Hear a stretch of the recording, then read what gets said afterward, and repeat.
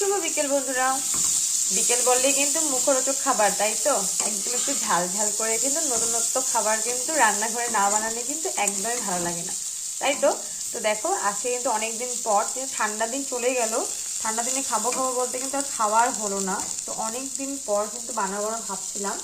তো দেখো কি হচ্ছে, এটা এটা হচ্ছে ছোট আলুর দম। ছোট আলুর দিয়ে কিন্তু একদম মাখা মাখা করে আলুর দম করব। আর সাথে কি করব জানো? এই দেখো, মটরশুঁটি ভিজে রেখেছি বিকেলবেলা। মানে কি হবে বুঝতেই পেরে গেছো, একদম তাই।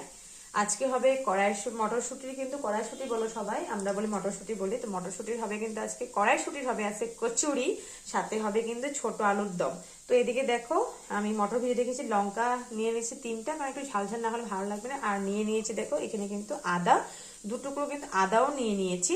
তো এটা ভালো মতো কিন্তু একটু জলটা জল থেকে ঝরিয়ে কিন্তু পেস্ট করে নিব, ভালো করে একদম শুকনো শুকনো পেস্ট করে নিব।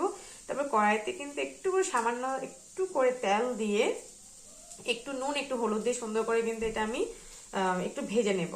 কিভাবে করব নিশ্চয়ই ভিডিও তোমাদের সাথে থাকবে। তো চলো কড়াইশুঁটি কচুরি করে আর কি করে সেটা তোমাদের সাথে শেয়ার করি। এই দেখো, আটাও কিন্তু মেখে রেখেছি।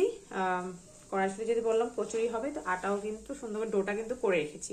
তো চলো চটপট করে কিন্তু বানিয়ে নিই।